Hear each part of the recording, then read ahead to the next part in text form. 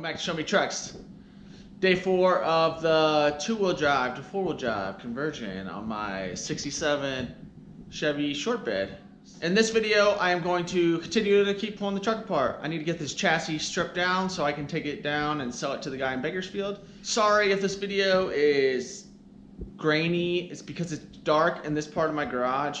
My camper shell blocks the light, so it's a little dark over here. I only have one of these lights hanging up, so move some stuff out of the way. Hopefully get the bed off. Hopefully get everything off except for the cab and the engine today. I really want everything done. I got a late start because these videos take forever to make. So make sure to subscribe because I just spent 6 hours of my morning working on the other video, and now I'll be working till 1 or 2 in the morning. So you can check out all the stuff is slowly building up. The doors and everything are over here. Bench seat, exhaust, more exhaust. The core support that looks really rough, worse than I thought. But later, I'm gonna start putting all my stuff up in this little storage area because it is bare metal, so I can't just store it outside like any other normal human would. So here we go.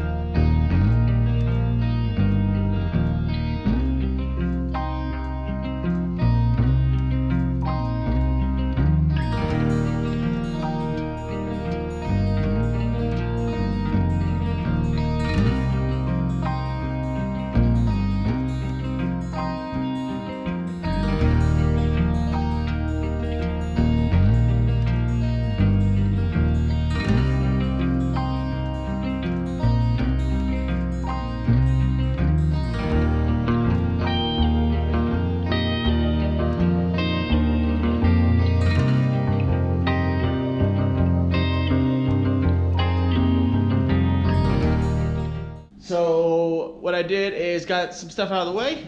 I'm gonna set up this hoist, make a little contraption so I can lift the cab. And I want to lift the cab before I move the engine. Obviously, not for damage reasons, just for laziness reasons.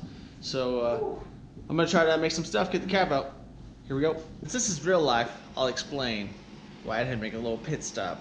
So I went to Harbor Freight today and picked up this engine hoist that I was talking about. I started putting it together, as you can see.